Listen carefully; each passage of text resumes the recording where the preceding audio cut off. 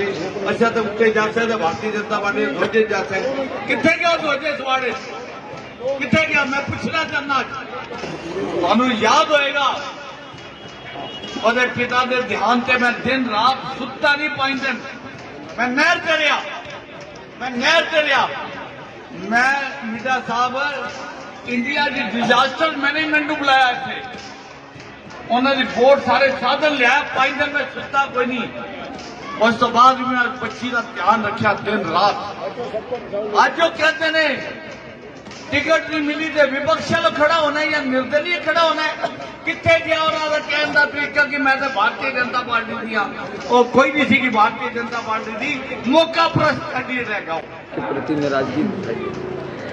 देखिए मौका प्रस्त कहने वाले खुद ही मौका प्रस्त है।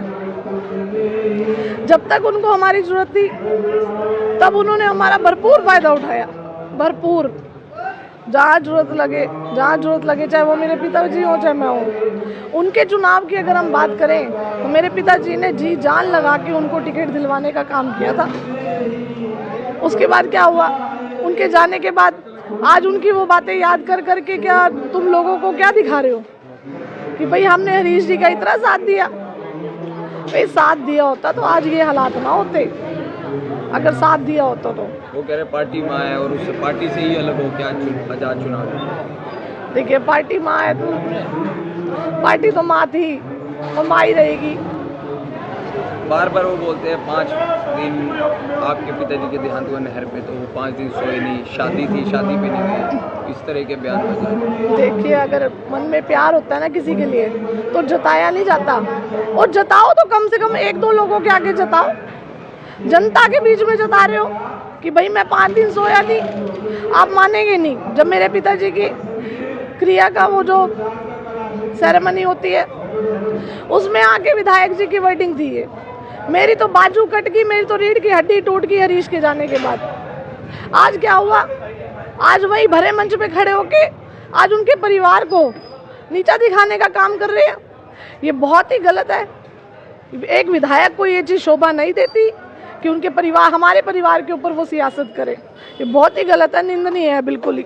उनका कहना है संगठन ने आपको मनाने की कोशिश की लेकिन आप नहीं माने। देखिए मैं बार बार एक ही बात कहना चाहूँगी, सरेआम सबके सामने कह रही हूँ, किसी एक भी व्यक्ति का संगठन में से मेरे पास फ़ोन नहीं आया।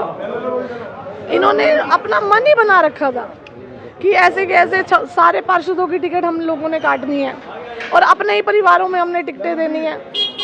मुझे मंडल अध्यक्ष के लिए बोला गया कि आप मंडल अध्यक्ष बन जाओ। मैंने बोला आप जो जिम्मेवारी दोगे ठीक है, लेकिन मैं मंडल अध्यक्ष नहीं बनना चाहती। उन्होंने बोला कि मंडल अध्यक्ष आप बन जाओगे तो हम टिकट नहीं देंगे। और आज जिला अध्यक्ष की घरवाली को भी टिकट है, एक मंडल अध्यक्ष है उनकी घरवाली को भी टिकट है। अगर इस तरीके की पॉलिसियां करनी है तो ये अपना सब कुछ अपने पास ही रखे।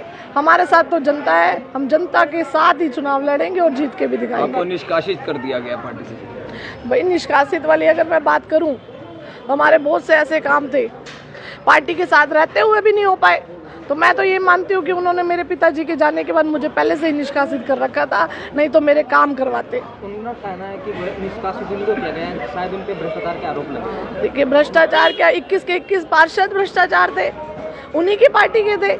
आज वो ये चीजें कहते हैं, उनकी पार्टी के थे। उस टाइम पे तो ये कहते थे कि भ्रष्टाचार खत्म है जी, भ्रष्टाचार हमने खत्म कर दिया। अगर कोई ऐसी बात थी तो हमें नोटिस भेजा होता, कोई एक जिला अध्यक्ष भी नोटिस भेज सकते थे हमारे को कि भाई इस कारण से आपको हटाया जा रहा है, कुछ तो बताते। ये तो छुपाते ये काम किया गया। तो ये तो एक मैं मानती हूँ कि अपने चापलूसों की पूरी टीम को साथ में चलाने वाली बात है कि आगे जनता की कोई आवाज़ ना उठा पाए। सामने वाले प्रत्याशी की एक वीडियो वायरल हो रही है, उसमें पैसे बांटते हुए दिखाई। देखो वो जनता सब जानती है, मैं आपको एक ही बात कहना चाहूँगी, जनता मतदान करती है ना मन से करती है। जो उसका व्यक्ति, जो प्रत्याशी उनके लिए खड़ा है, दिन रात खड़ा है, जनता उसको वोट करेगी। अब वो चाहे 2500 रुपये बांटे चाहे 5000 रुपये दे, कुछ भी उससे फ़र्क नहीं पड़ता। मैं तो उन्हीं को कहना चाहूँगी कि ये धंधा बंद करे, ये पैसे देने का काम बंद करे तुम्हारे पैसे ही नुकसान में चले जाएंगे सारे, लोग पैसे ले भी जाएंगे और वोट भी नहीं देंगे, ऐसा मैं कहती हूँ आपको। विधायक जी का कहना था जो बागी नेता चुनाव में खड़े हुए हैं, अगर वो जीत जाते हैं उसके बाद वो पार्टी में आना चाहते हैं तो पार्टी में उनको बिल्कुल भी नहीं लिया जाएगा। देखिए, पार्टी में ना लेने वाली बात, पहले भी पार्टी में बहुत लोग लिए गए हैं, चाहे वो कांग्रेस से आए या चाहे कहीं से भी निर्दलीय भी लड़े हैं, सब लोग आए थे पार्टी के अंदर ही। अगर वो ये बात करते हैं, अब ये भी बात सुनने में आ रही थी कि पार्टी में आने के बाद मतलब अगर वो चुनाव जीत भी जाते हैं तो उन लोगों के काम नहीं कराए जाएंगे, क्योंकि ऊपर से लेके नीचे तक पार्टी है, मतलब ये लोगों की आवाज़ दबाने का काम कर रहे हैं। ऐसे तो कोई भी नहीं जनता की आवाज़ उठा पाएगा, कोई भी नहीं उठा सकता।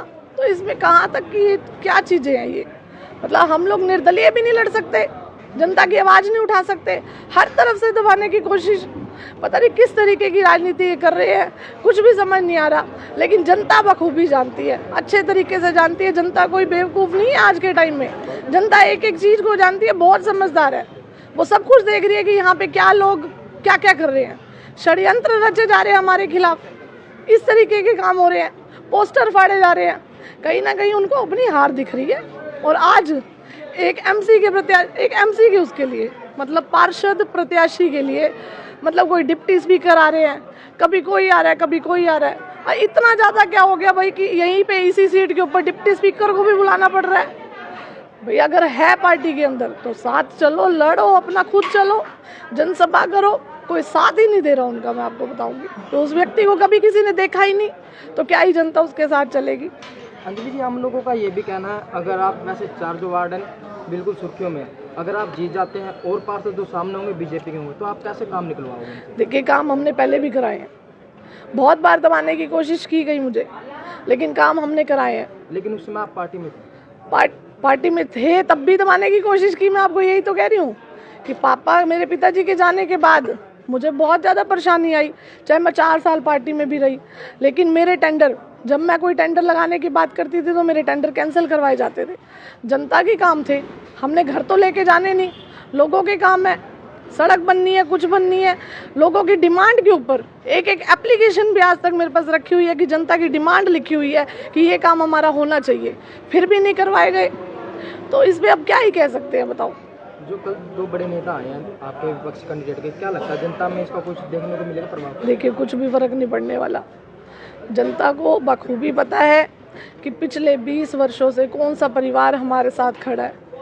हमारा दरवाज़ा हमेशा, हमारे घर का दरवाज़ा हमेशा जनता के लिए खुला हुआ है। जैसे जनता बोलती है, जनता सर्वोपरि है, जैसे वो बोलती है वैसे ही हम लोग काम कराते हैं। किसी प्रकार की कोई टेंशन वाली बात ही नहीं है। लोगों का अपार बहुत प्यार मिल रहा है, बहुत प्यार। जो नया एरिया भी जुड़ा है वहाँ से भी लोग खुद ही कह रहे हैं कि भाई हमने आपके साथ चलना है, हमने आपके साथ चलना है। अब कुछ ऐसी जगह भी हैं जो जहाँ पे मैं पहली बार गई हूँ, लेकिन आप मानेंगे नहीं, वहाँ के लोगों ने मुझे क्या बोला। लोग कह रहे हैं कि आप अब आए हो, लेकिन 5 साल पहले हरीश शर्मा जी यहाँ पे ट्यूबवेल लगा के गए थे। बताओ, ऐसा ऐसा काम करवा रखा है, तो जनता कैसे पीछे हट जाएगी। अब कुछ ही समय रह गया, प्रचार प्रसार जो बंद हो जाएगा, जी, जनता को क्या अपील करें? देखिए, एक तो कल की भव्य एक विशाल रैली वार्ड 4 में की जाएगी। 2 बजे का टाइम है, 2 से लेके 5 बजे तक प्रचार हमारे बंद हो जाएंगे। 2 से 5 हम लोग एक भव्य विशाल रैली निकाल रहे हैं। फतेहपुरी चौक पे जो कार्यालय है वहाँ से शुरू होगी। तो मैं वार्ड नंबर 4 की जनता से, सभी से अपील करती हूँ कि ज़्यादा से ज़्यादा संख्या में वहाँ लोग पहुँचे और सहयोग करें। और एक ही चीज़ हो रहा है कि एक अपील ये है कि 9 तारीख को, आने वाली 9 तारीख को बैट के निशान पे, बैट का निशान, एक बार मेरे पिताजी भी इसी निर्दलीय बैट के निशान से ही जनता ने उनको जिताया था। आज जहाँ भी मैं जाती हूँ लोग यही कहते हैं कि आपके पिताजी को भी हमने जिताया था, अब आपको भी जिताएंगे बैट के निशान से। लोगों को आज भी याद है वो निशान, तो लोग भूलेंगे नहीं। और मैं जानती हूँ कि ज़्यादा से ज़्यादा बहुमत से, ज़्यादा से ज़्यादा वोटों से मुझे जीत हासिल होगी, जैसा जनता में चल रही है बातें।